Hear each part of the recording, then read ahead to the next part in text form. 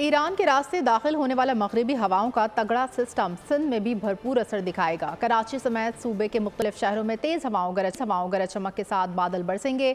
शहर में rain emergency नाफिज। PTMA ने मुमकिन सैलाबी रैली के पेश नज़र अलर्ट जारी कर दिया। KMC के मुतालिका महकमों के अमले की छुट्टियाँ मनसूख, अलर्ट रहने की हिदायत।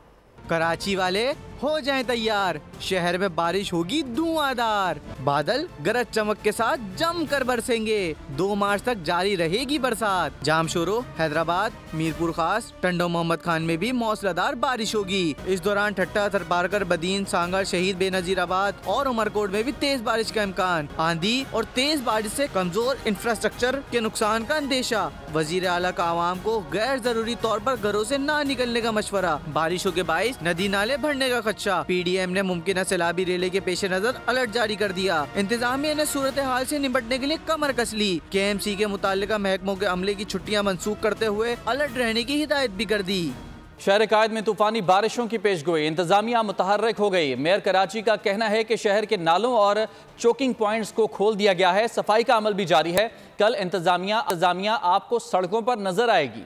बारिश के पेश नजर पिछले 2-3 रोज में बहुत सारी जो प्रिपरेशन करने की ज़रूरत थी तमाम शहर के अंदर, शहर कराची के अंदर जो चोकिंग पॉइंट्स हैं उसके हवाले से मीटिंग्स भी हुई, कुछ फैसले किए गए। जहां जहां भी मुश्किलात आती हैं फौरी तौर पर अमला मौजूद हो, इस हवाले से वज़ीर आला सिंध ने भी एक मुलाकात की, एक मीटिंग की जिसके अंदर ट्रैफिक मैनेजमेंट के हवाले से भी एक हिकमत अमली मुरतब की गई है। इंशाअल्लाह इस चैलेंज को मिलकर निपटेंगे और इस बात की यकीन दहानी कराता हूँ कि कराची की इंतजामिया, कराची का अमला आपको सड़कों पर इंशाअल्लाह नजर आएगा। सिंध भर में शदीद बारिशों की पेशगोई, महकमा तालीम सिंध का अहम फैसला। कल इवनिंग शिफ्ट में तमाम तालीमी इदारे बंद रहेंगे। सरकारी और निजी स्कूल्स कॉलेजेस की इवनिंग शिफ्ट की क्लासेस बंद रहेंगी। महकमा तालीम सिंध ने कल छुट्टी का नोटिफिकेशन जारी कर दिया। सिंध भर में शदीद बारिशों की पेशगोई, महकमे तालीम सिंध का अहम फैसला। कल इवनिंग शिफ्ट में तमाम तालीमी इदारे बंद रहेंगे। सरकारी और निजी स्कूल्स कॉलेजेस की इवनिंग शिफ्ट की क्लासेस बंद रहेंगी। बिलावल भुट्टो जरदारी ने सिंध में मुमकिन बारिशों के पेश नज़र सूबाई हुकूमत को भरपूर और मौसर किरदार अदा करने की हिदायत कर दी है। बिलावल भुट्टो का कहना है पाकिस्तान पीपल्स पार्टी के तमाम अरकान, सिंध असम्बली और मुंतखब बल्दियाती नुमाइंदे रेन इमरजेंसी में अपना फ़ाल किरदार अदा करें। PDMA सिंध के बल्दियाती इदारों के साथ मिलकर बारिशों के बाद पैदा होने वाली सूरत हाल में अपना फ़ाल किरदार अदा करे। इंतजामिया सिंध के बड़े शहरों में ट्रैफिक के बेहतर इंतजाम करे ताकि शहरी अपनी मंजिल पर फौरी पहुंच सकें। उन्होंने शहरियों से अपील की है कि मुमकिन तौर पर तूफानी बारिशों के पेश नज़र गैर ज़रूरी तौर पर सफ़र से गुरेज करें। बारिशों की पेशगोई, ज़िला इंतजामिया ठट्टा ने अलर्ट जारी कर दिया। बारिशों से निपटने के लिए दरबार हॉल मकली में हंगामी इजलास हुआ। बारिशों के खतरात से निपटने के लिए पेशगी इक़दामात करने की हिदायत की गई। डिप्टी कमिश्नर ने कहा मुतालिका महकमों के अफसरान अलर्ट, हेडक्वार्टर्स में मौजूदगी यकीनी बनाएं। नहरों, कैनालों, शाखों और नालों की सफाई यकीनी बनाएं। और अब कुछ बात कर लेते हैं नौमुंतखब कौमी असम्बली अरकान और इजलास के हवाले से। नई कौमी असम्बली का पहला इजलास आज हुआ। नवाज शरीफ, शहबाज शरीफ, आसिफ अली जरदारी, बिलावल भुट्टो जरदारी, मौलाना फजलुर रहमान समेत नौमुंतखब अरकान ने हल्फ उठा लिया। ऐवान नारों से गूंजता रहा। सुन्नी इत्तेहाद कौंसिल के अरकान ने स्पीकर डाइस के सामने एहतजाज किया। लीगी अरकान और सुन्नी इत्तेहाद कौंसिल के अरकान में नोकझोंक भी चलती रही। ऐवान मछली बाजार बन गया। 16वीं कौमी असम्बली का इजलास, नारे, शोर शराबा और खामोश होने की सदाएं। Order in the house please. Honourable मेंबरान अपनी सीट्स पर तशरीफ। स्पीकर राजा परवेज अशरफ ने नौ मुंतखब अरकान से हल्फ लिया। मैं राजा परवेज अशरफ सदके दिल से हल्फ उठाता हूँ कि मैं खुलूस नीयत से पाकिस्तान का हामी और वफादार रहूंगा। लीगी कायद नवाज शरीफ के ऐवान पहुंचने पर सुन्नी इत्तेहाद के अरकान इनके नशिस्त के सामने खड़े हो गए। नारेबाजी की, चोर और नारों की गूंज में नवाज शरीफ ने दस्तखत किए।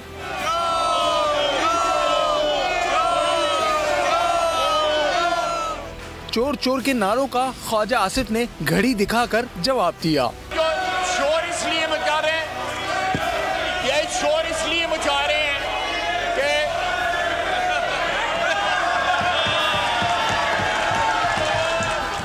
सुन्नी इत्तेहाद कौंसिल के नामुंतखब अरकान ने ऐवान में भरपूर जवाब दिया। गड़ी चोर के नारों पर उमर अयूब गुस्से में आ गए। नारे लगवाने वालों को मेहमानों की गैलरी से निकालने का मुतालबा किया। देखें, गैलरी से कोई शख्स जो है वो किसी किस्म की नाराबाजी नहीं करेगा, वरना मैं उनको निकाल दूंगा। उसके बाद आसिफ अली जरदारी और बिलावल भुट्टो दस्तखत करने आए तो मेहमानों की गैलरी से आसिफा भुट्टो नारे लगाती रहीं।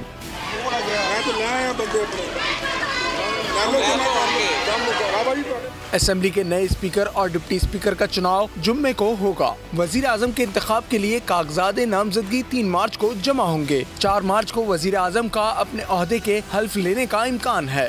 ये असम्बली नहीं है, कुछ और है। मौलाना फजलुर रहमान ने कौमी असम्बली में इंतखाबी अमल के बायकॉट का ऐलान कर दिया। वोट देने से साफ इनकार कर दिया। कहा, सदर, वजीर आजम, स्पीकर और डिप्टी स्पीकर के इंतखाबी अमल का हिस्सा नहीं बनेंगे। लगता नहीं कि ये असम्बली अपनी मुद्दत पूरी करेगी। सहाफ़ी ने पूछा कि क्या एक बार फिर आज़ादी मार्च होगा। मौलाना फजलुर रहमान ने जवाब दिया, इंतज़ार करें। मौलाना साहब दोबारा आके कैसा लग रहा है? असेंबली तो नहीं है और स्पीकर साहब और नवाज शरीफ साहब से मुलाकात नहीं है, आप राजी हैं? आपने कोई टाइम लिया? नहीं, भी मुलाकात नहीं। वोट आप दे रहे हैं वजीर आजम, सदर, स्पीकर? इसमें हमारी पॉलिसी ये है कि हम वोट इस्तेमाल नहीं करेंगे। अपोजिशन में बैठेंगे। अपोजिशन में बैठेंगे। मौलाना साहब 5 साल मुद्दत पूरी कर सकेगी? लगता तो नहीं है। मौलाना साहब ये बताइए कि क्या जद्दोजहद कैसे करेंगे आप? एहतजाजी सियासत या क्या एक मरतबा फिर कोई आज़ादी मार्च? देखिए, इंतजार करें। मौलाना का बॉयकॉट का फैसला उनका अपना मौक़िफ़ है। हम उनके फैसले का एहतराम करते हैं, मनाने की कोशिश करेंगे। ख्वाजा आसिफ की पार्लियामेंट हाउस में सहाफ़ियों से गुफ्तगू। कहा कि अब एब्सोल्युटली यस हो चुका है, एब्सोल्युटली नॉट पहले किया गया। मौलाना साहब कह रहे हैं कि मैं बाईकाट का ऐलान करता हूं, किसी इंतखाबी अमल का हिस्सा नहीं होऊंगा। Speaker, deputy speaker, prime minister. मौलाना भाई हैं, मेरे लिए काबिल एहतराम है। वो जो कह रहे हैं उनका मौक़िफ़ है और मैं उनके मौलाना को मनाने की कोशिश करेंगे। जी बिल्कुल ऐसा ना कि आप लोगों के खिलाफ कोई पीडीएम बना दे सर। मौलाना, अगर आप लोगों के खिलाफ कोई पीडीएम बना दे, मौलाना की क्या ख्याल कि वो ऐसा कोई नौबत आएगी? उससे पहले ही मेरा MQM ने मुतालबा तस्लीम होने तक वफाकी काबीना का हिस्सा न बनने का फैसला कर लिया। खालिद मकबूल सिद्दीकी कहते हैं, ओहदों का फैसला हो गया। उन्होंने कहा कि हमने कोई भी ओहदा नहीं मांगा, अवाम तक जमहूरियत के समरात पहुँचाने आए हैं। नई हुकूमत में हिस्सा ना मिला, MQM का अपोजिशन बेंचों पर बैठने का फैसला। जराए का बताना है कि नून लीग ने मुत्तहिदा को एक वजारत की ऑफर दी। MQM पाकिस्तान ने हुकूमत में 4 वजारतों का मुतालबा किया था। खालिद मकबूल सिद्दीकी कहते हैं, MQM वजारतों के लिए नहीं आई, अवाम की खिदमत करने आए हैं। तो MQM इस दफा गवर्नरशिप के लिए, वजारतों के लिए नहीं आई है। हम जिम्मेदारी लेके आए हैं पाकिस्तान की 23 करोड़ अवाम के लिए कि उनको उनका हक दिलाने के लिए, जमहूरियत के सम्राट उनकी दहलीज तक पहुँचाने के लिए। रहनुमा MQM ने मजीद कहा कि 75 साल कबल जो मंजरनामा था वही आज है। ऐसी जमहूरियत जिसके सम्राट अवाम तक न पहुँचे बेमानी है। पाकिस्तान के 23 करोड़ अवाम को हुकूक देना होंगे। सुन्नी इत्तेहाद कौंसिल के नामजद वज़ीर आज़म उमर अयूब मौलाना फजलुर रहमान की रिहाइशगाह पहुँच गए। मौलाना फजलुर रहमान से वज़ीर आज़म, स्पीकर, डिप्टी स्पीकर के उम्मीदवारों के लिए वोट देने की दरख्वास्त की। सहाफ़ी ने सवाल किया कि मौलाना साहब मान जाएंगे? उमर अयूब ने जवाब दिया, वोट मांगना हमारी जिम्मेदारी है, हमने अपना काम कर दिया, अब मौलाना वोट देते हैं या नहीं उनकी मर्जी। वोट मांगने के लिए आए हुए हैं जनाब। अच्छा, अपने लिए सर? अपने लिए तो क्या मिल जाएगा वोट सर आपको? हमने वोट अपने मांगना है ना जी। अच्छा, का भी मांगना है। तो मौलाना साहब मान जाएंगे सर? अस्सलाम वालेकुम जी। वोट मांगना हमारा काम है। नून लीग के कायद नवाज शरीफ कहते हैं, IMF को खत लिखना मुल्क दुश्मनी के मुतरादिफ है। कोई सियासी जमात ऐसे खत नहीं लिख सकती। क्या ये मुल्क दुश्मनी नहीं? आप खुद ही नतीजा अखज़ कर लें। ये चाहते हैं खुदा न खास्ता पाकिस्तान बर्बाद हो जाए। सर, तहरीके इंसाफ के IMF को खत के बारे में क्या कहेंगे? इस तरह के खत वही लिख सकते हैं, ये उनका वतीरा है और कोई पार्टी, कोई शख्स, कोई फर्द ऐसा खत नहीं लिख सकता। सर, ये मुल्क दुश्मनी के मुतरादिफ नहीं है? आप क्या समझते हैं? थैंक यू, प्लीज खुद ही अखज़ कर लें। जमात इस्लामी ने इलेक्शन को फ्रॉड और झरलू करार दे दिया। अमीर सिराजुल हक कहते हैं कि लोगों की राय कबूल नहीं की गई। हर कोई कह रहा है कि इलेक्शन शफाफ नहीं। ये 25 करोड़ अवाम के साथ बदतरीन मजाक है।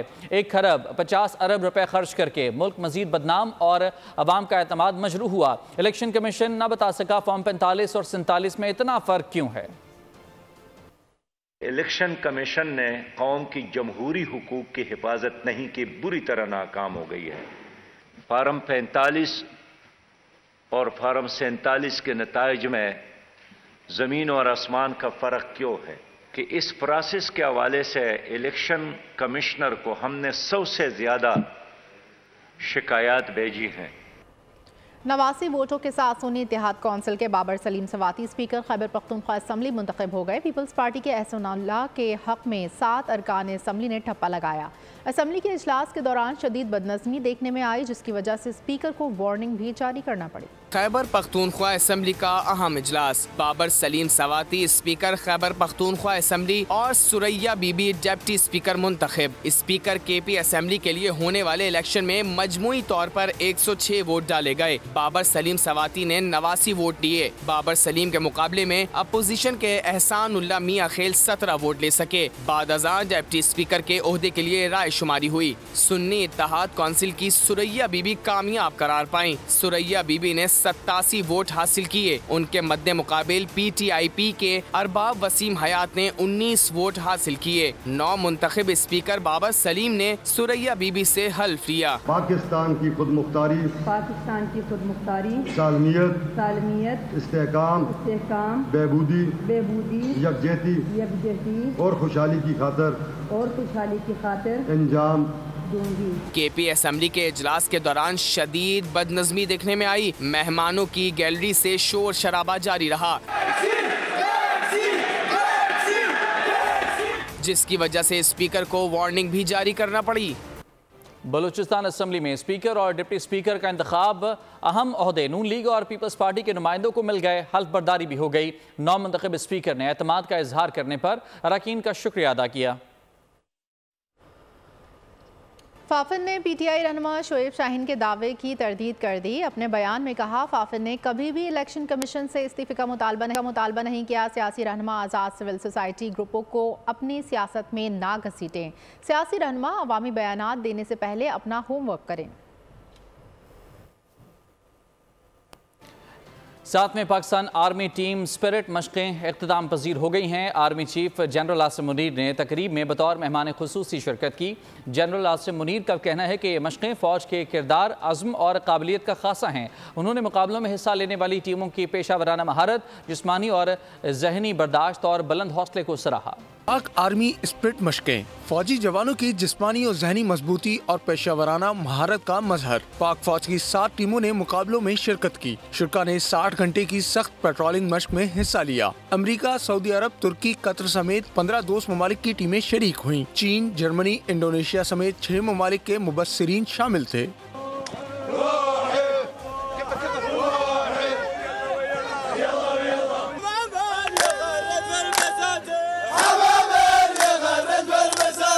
तकरीब से खिताब करते हुए आर्मी चीफ ने मशक में हिस्सा लेने वाली टीमों की पेशावराना महारत, जिस्मानी और जहनी बर्दाश्त और बुलंद हौसले की तारीफ की। जनरल आसिम मुनीर ने कहा कि ऐसे मुकाबले जवानों की सलाहियतों को मजीद बेहतर बनाते हैं। ऐसी मशकें पाक फौज के किरदार, अज़्म और काबिलियत का खासा है। दहशतगर्दी के खिलाफ जंग में हमारे जवानों ने इस किरदार का भरपूर तरीके से मुजाहिरा किया। आर्मी चीफ ने नुमाया किरदार अदा करने वाले जवानों और टीमों में इनामात तकसीम किए। तकरीब में दोस्त ममालिक के बैनुल-अक़वामी मुबस्सिरीन और दिफाई अताशियों ने भी शिरकत की और शुरा की पेशावराना सलाहियतों को सराहा।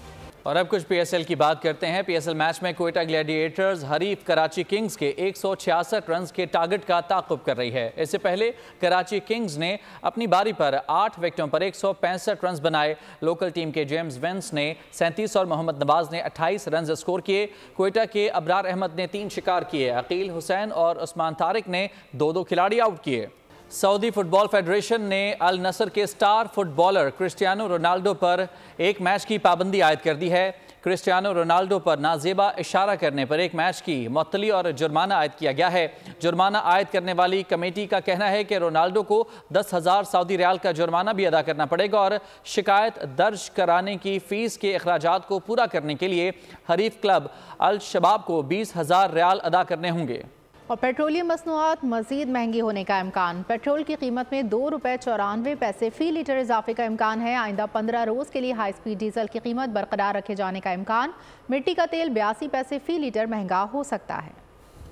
और 2024 365 नहीं 366 दिन का होगा। आज फरवरी की 29 तारीख लीप ईयर 366 दिन का होगा। ऐसा मौका दोबारा 2028 में आएगा।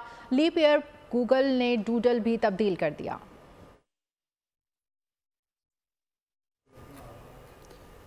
न्यूज़ बुलेटिन से फिलहाल इतना ही। मज़ीद खबरों और अपडेट्स के लिए आप विजिट कर सकते हैं हमारी वेबसाइट boldnews.com। देखते रहिए बोल्ड।